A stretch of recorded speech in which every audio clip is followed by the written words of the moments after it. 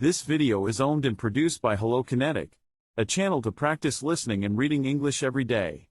Learn English through real books. Expand your vocabulary and be good at English. The Pool of the Black One. Chapter 3. How long Conan stood drowned in dizzy cogitation, he never knew. A voice shook him out of his gaze, a feminine voice that shrieked more and more loudly, as if the owner of the voice were being borne nearer. Conan recognized that voice, and his paralysis vanished instantly. A quick bound carried him high up on the narrow ledges, where he clung, kicking aside the clustering images to obtain room for his feet. Another spring and a scramble, and he was clinging to the rim of the wall, glaring over it. It was an outer wall. He was looking into the green meadow that surrounded the castle. Across the grassy level a giant black was striding, carrying a squirming captive under one arm as a man might carry a rebellious child. It was Sancha, her black hair falling in disheveled rippling waves, her olive skin contrasting abruptly with the glossy ebony of her captor. He gave no heed to her wrigglings and cries as he made for the outer archway. As he vanished within, Conan sprang recklessly down the wall and glided into the arch that opened into the further court. Crouching there, he saw the giant enter the court of the pool, carrying his writhing captive. Now he was able to make out the creature's details. The superb symmetry of body and limbs was more impressive at close range. Under the ebon skin long, rounded muscles rippled, and Conan did not doubt that the monster could rend an ordinary man limb from limb. The nails of the fingers provided further weapons, for they were grown like the talons of a wild beast. The face was a carven ebony mask. The eyes were tawny, a vibrant gold that glowed and glittered. But the face was inhuman, each line, each feature was stamped with evil, evil transcending the mere evil of humanity. The thing was not a human, it could not be, it was a growth of life from the pits of blasphemous creation, a perversion of evolutionary development. The giant cast Sancha down on the sward, where she groveled, crying with pain and terror. He cast a glance about as if uncertain, and his tawny eyes narrowed as they rested on the images overturned and knocked from the wall. Then he stooped, grasped his captive by her neck and crotch, and strode purposefully toward the green pool. And Conan glided from his archway, and raced like a wind of death across the sward. The giant wheeled, and his eyes flared as he saw the bronzed avenger rushing toward him. In the instant of surprise his cruel grip relaxed and Sancha wriggled from his hands and fell to the grass. The taloned hands spread and clutched, but Conan ducked beneath their swoop and drove his sword through the giant's groin. The black went down like a felled tree, gushing blood, and the next instant Conan was seized in a frantic grasp as Sancha sprang up and threw her arms around him in a frenzy of terror and hysterical relief. He cursed as he disengaged himself, but his foe was already dead, the tawny eyes were glazed, the long ebony limbs had ceased to twitch. "Oh, Conan," Sancha was sobbing, clinging tenaciously to him, "what will become of us? What are these monsters? Oh, surely this is hell and that was the devil." "Then hell needs a new devil." The Barakan grinned fiercely. "But how did he get hold of you? Have they taken the ship?" "I don't know." She tried to wipe away her tears, fumbled for her skirt, and then remembered that she wore none. "I came ashore. I saw you follow Zaparevo, and I followed you both. I found Zaparevo. Was it you who? Who else?" He grunted. "What then?" "I saw a movement in the trees," she shuddered. "I thought it was you. I called, then I saw that black thing squatting like an ape among the branches, leering down at me. It was like a nightmare, I couldn't run. All I could do was squeal. Then it dropped from the tree and seized me. Oh, oh, oh." She hid her face in her hands, and was shaken anew at the memory of the horror. "Well, we've got to get out of here," he growled, catching her wrist. "Come on, we've got to get to the crew." "Most of them were asleep on the beach as I entered the woods," she said. "Asleep?" he exclaimed profanely. "What in the seven devils of hell's fire and damnation? Listen." She froze, a white quivering image of fright. "I heard it," he snapped. "A moaning cry. Wait." He bounded up the ledges again and, glaring over the wall, swore with a concentrated fury that made even Sancha gasp. The black men were returning, but they came not alone or empty-handed. Each bore a limp human form, some bore two. Their captives were the freebooters, they hung slackly in their captors' arms, and but for an occasional vague movement or twitching, Conan would have believed them dead.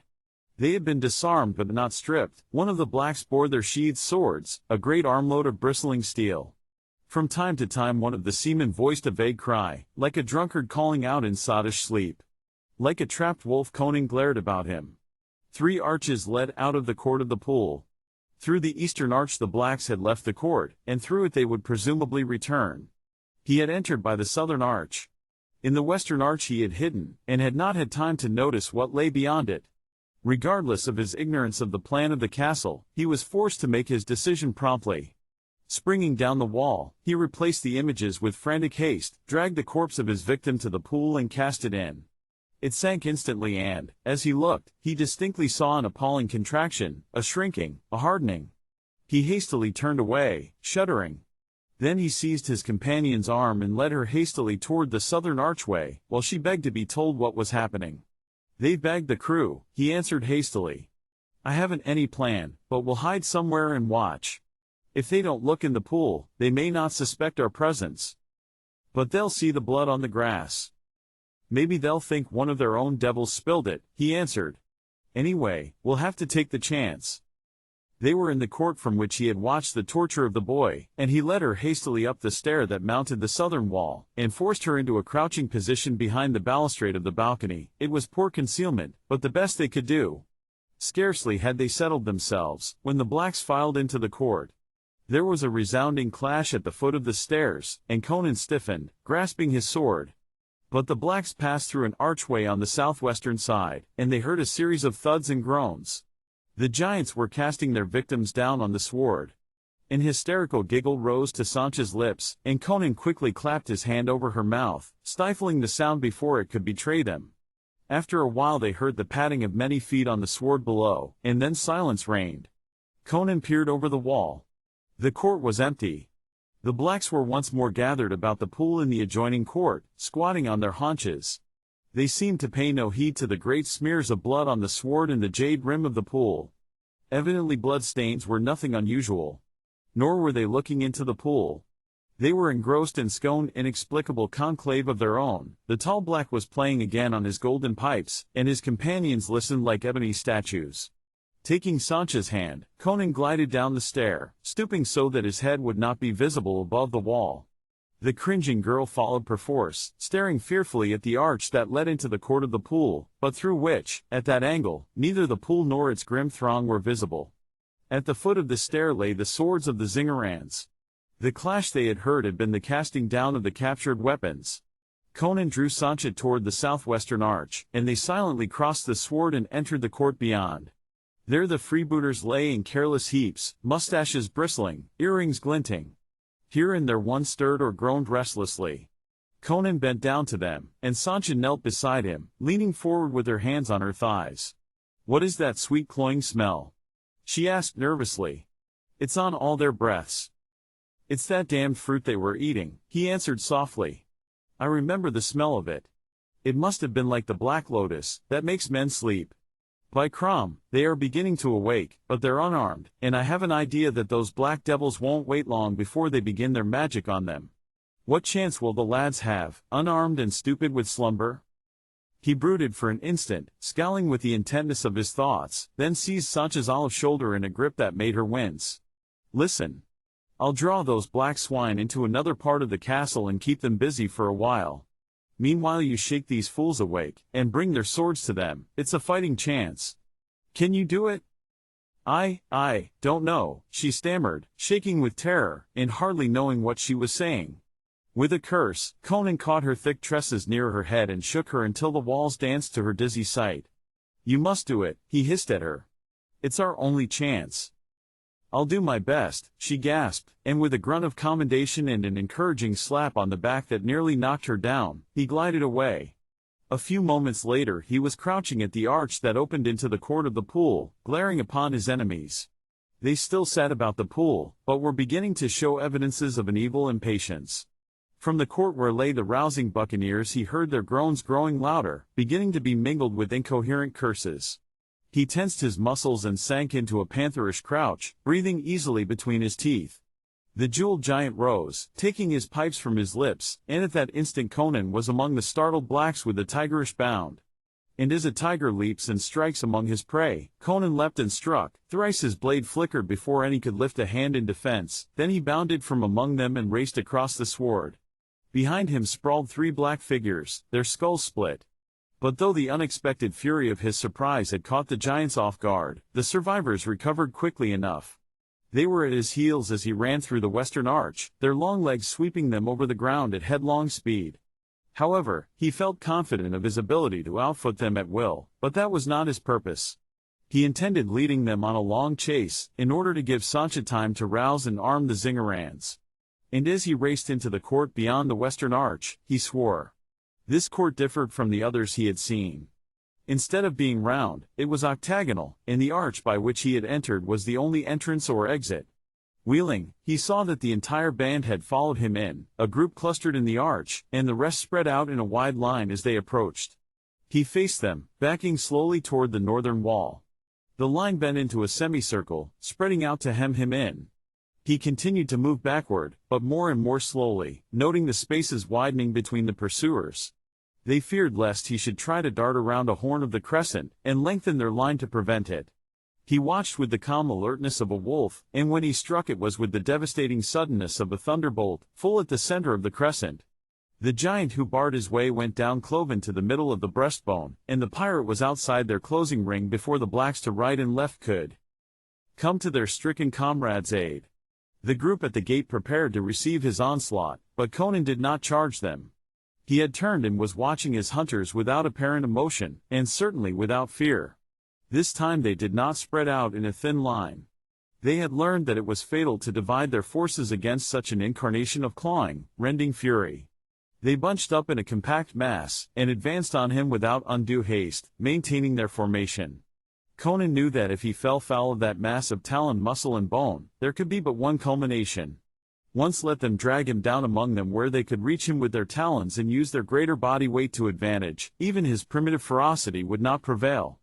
He glanced around the wall and saw a ledge-like projection above a corner on the western side. What it was he did not know, but it would serve his purpose.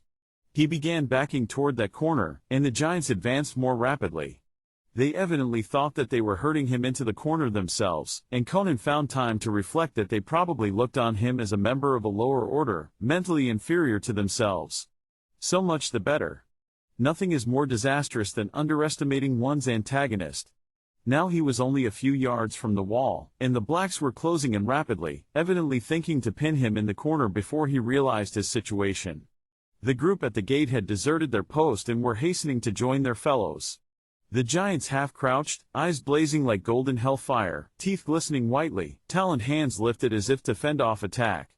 They expected an abrupt and violent move on the part of their prey, but when it came, it took them by surprise. Conan lifted his sword, took a step toward them, then wheeled and raced to the wall. With a fleeting coil and release of steel muscles, he shot high in the air, and his straining arm hooked its fingers over the projection. Instantly there was a rending crash and the jutting ledge gave way, precipitating the pirate back into the court. He hit on his back, which for all its springy sinews would have broken but for the cushioning of the sword, and rebounding like a great cat, he faced his foes. The dancing recklessness was gone from his eyes. They blazed like blue balefire, his mane bristled, his thin lips snarled.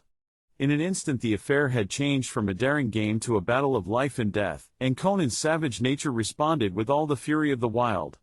The blacks, halted an instant by the swiftness of the episode, now made to sweep on him and drag him down. But in that instant a shout broke the stillness. Wheeling, the giants saw a disreputable throng crowding the arch. The buccaneers weaved drunkenly, they swore incoherently, they were addled and bewildered, but they grasped their swords and advanced with a ferocity not dimmed in the slightest by the fact that they did not understand what it was all about. As the blacks glared in amazement, Conan yelled stridently and struck them like a razor-edged thunderbolt. They fell like ripe grains beneath his blade, and the Zingarans, shouting with muddled fury, ran groggily across the court and fell on their gigantic foes with bloodthirsty zeal. They were still dazed, emerging hazily from drugged slumber. They had felt Sancha frantically shaking them and shoving swords into their fists, and had vaguely heard her urging them to some sort of action. They had not understood all she said, but the sight of strangers, and blood streaming, was enough for them. In an instant the court was turned into a battleground which soon resembled a slaughterhouse. The Zingarans weaved and rocked on their feet, but they wielded their swords with power and effect, swearing prodigiously, and quite oblivious to all wounds except those instantly fatal. They far outnumbered the blacks, but these proved themselves no mean antagonists. Towering above their assailants, the giants wrought havoc with talons and teeth, tearing out men's throats, and dealing blows with clenched fists that crushed in skulls. Mixed and mingled in that melee, the buccaneers could not use their superior agility to the best advantage, and many were too stupid from their drugged sleep to avoid blows aimed at them. They fought with a blind wild beast ferocity, too intent on dealing death to evade it. The sound of the hacking swords was like that of butchers' cleavers, and the shrieks, yells and curses were appalling. Sancha, shrinking in the archway, was stunned by the noise and fury. She got a dazed impression of a whirling chaos in which steel flashed and hacked, arms tossed, snarling faces appeared and vanished, and straining bodies collided, rebounded, locked and mingled in a devil's dance of madness. Details stood out briefly, like black etchings on a background of blood. She saw a Zingaran sailor, blinded by a great flap of scalp torn loose and hanging over his eyes, brace his straddling legs and drive his sword to the hilt in a black belly. She distinctly heard the buccaneer grunt as he struck, and saw the victim's tawny eyes roll up in sudden agony. Blood and entrails gushed out over the driven blade. The dying black caught the blade with his naked hands, and the sailor tugged blindly and stupidly. Then a black arm hooked about the Zingaran's head, a black knee was planted with cruel force in the middle of his back. His head was jerked back at a terrible angle, and something cracked above the noise of the fray, like the breaking of a thick branch. The conqueror dashed his victim's body to the earth, and as he did, something like a beam of blue light flashed across his shoulders from behind, from right to left. He staggered, his head toppled forward on his breast, and thence, hideously, to the earth. Sancha turned sick. She gagged and wished to vomit. She made abortive efforts to turn and flee from the spectacle, but her legs would not work. Nor could she close her eyes. In fact, she opened them wider. Revolted, repelled, nauseated, yet she felt the awful fascination she had always experienced at sight of blood. Yet this battle transcended anything she had ever seen fought out between human beings in port raids or sea battles. Then she saw Conan. Separated from his mates by the whole mass of the enemy, Conan had been enveloped in a black wave of arms and bodies, and dragged down. Then they would quickly have stamped the life out of him, but he had pulled down one of them with him, and the black's body protected that of the pirate beneath him. They kicked and tore at the barracan and dragged at their writhing comrade, but Conan's teeth were set desperately in his throat, and the pirate clung tenaciously to his dying shield. An onslaught of Zingarans caused a slackening of the press, and Conan threw aside the corpse and rose, blood-smeared and terrible. The giants towered above him like great black shadows, clutching, buffeting the air with terrible blows. But he was as hard to hit or grapple as a blood-mad panther, and at every turn or flash of his blade, blood jetted. He had already taken punishment enough to kill 3 ordinary men, but his bull-like vitality was undiminished. His war cry rose above the medley of the carnage, and the bewildered but furious Zingarans took fresh heart and redoubled their strokes, until the rending of flesh and the crunching of bone beneath the swords almost drowned the howls of pain and wrath. The blacks wavered, and broke for the gate, and Sancha squealed at their coming and scurried out of the way. They jammed in the narrow archway, and the Zingarans stabbed and hacked at their straining backs with strident yelps of glee. The gate was a shambles before the survivors broke through and scattered, each for himself. The battle became a chase.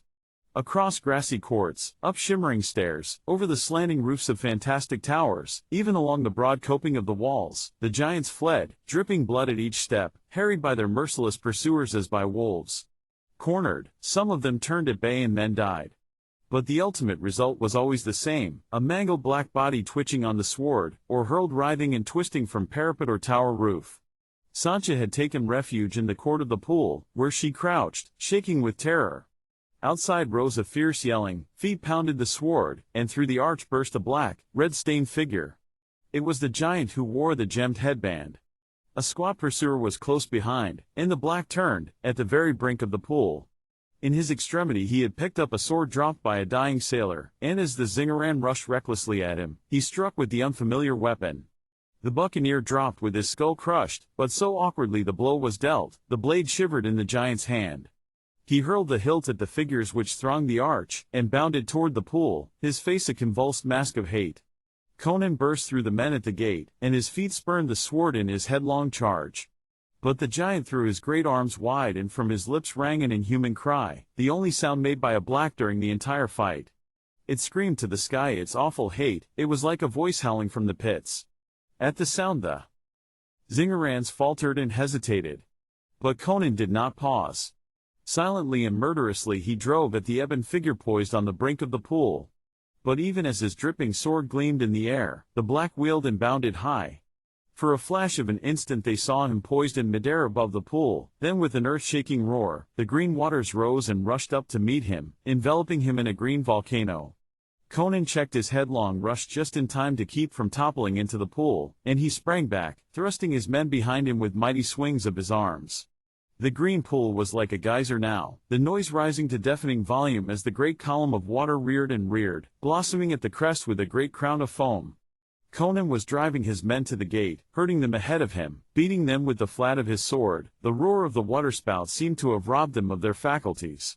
Seeing Sancha standing paralyzed, staring with wide-eyed terror at the seething pillar, he accosted her with a bellow that cut through the thunder of the water and made her jump out of her daze. She ran to him, arms outstretched, and he caught her up under one arm and raced out of the court. In the court which opened on the outer world, the survivors had gathered, weary, tattered, wounded and blood-stained, and stood gaping dumbly at the great unstable pillar that towered momentarily nearer the blue vault of the sky. Its green trunk was laced with white, its foaming crown was thrice the circumference of its base. Momentarily it threatened to burst and fall in an engulfing torrent, yet it continued to jet skyward. Conan's eyes swept the bloody, naked group, and he cursed to see only a score. In the stress of the moment he grasped the corsair by the neck and shook him so violently that blood from the man's wounds spattered all near them. "Where are the rest?" he bellowed in his victim's ear. "That's all," the other yelled back, above the roar of the geyser.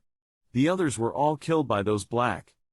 "Well, get out of here," roared Conan, giving him a thrust that sent him staggering headlong toward the outer archway. "That fountain is going to burst in a moment.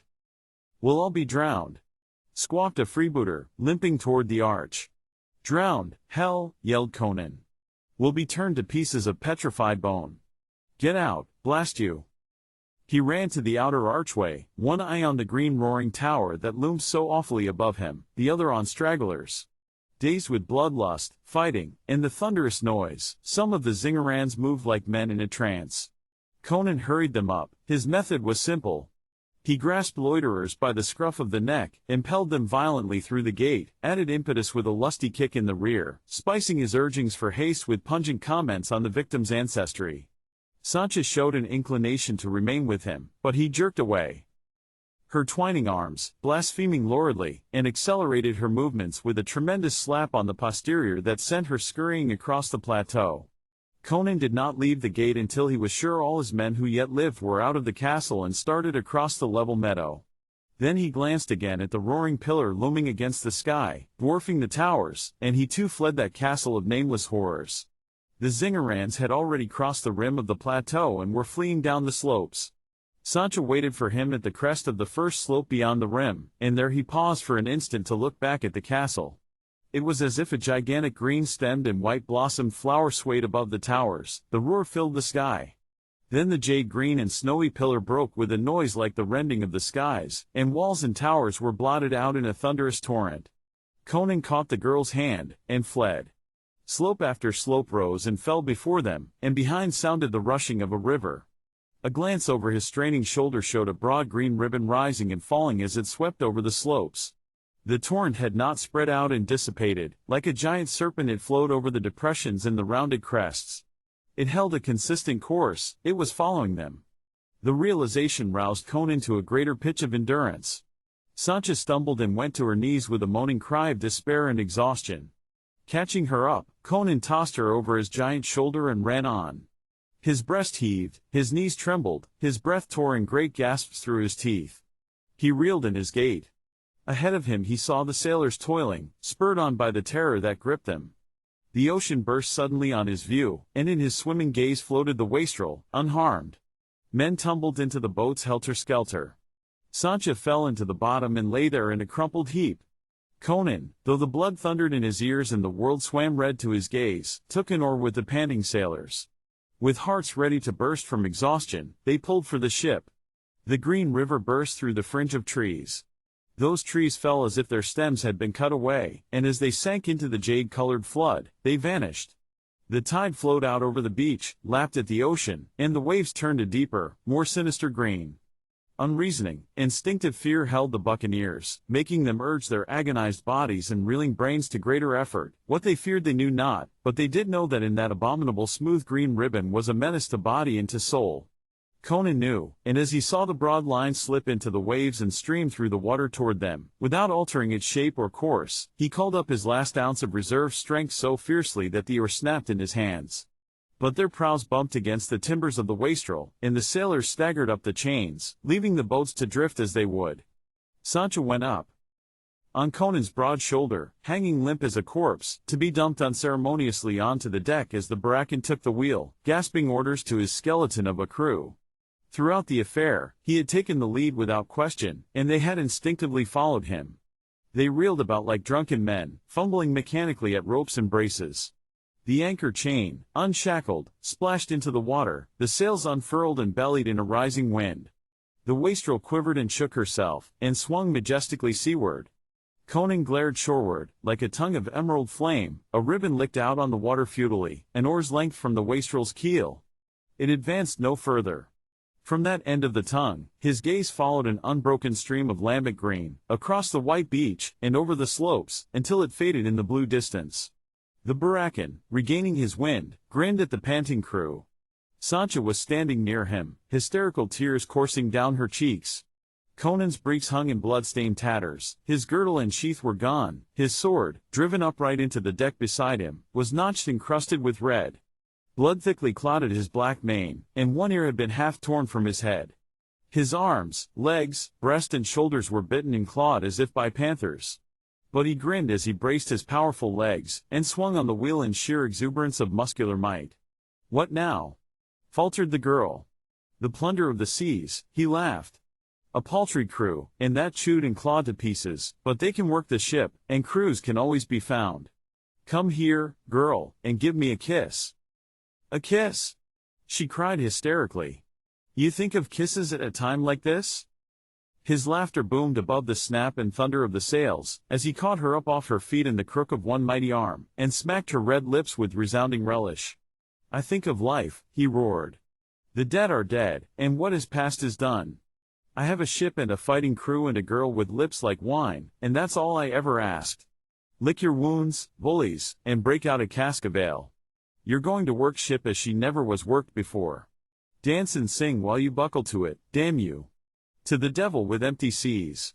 We're bound for waters where the seaports are fat, and the merchant ships are crammed with plunder.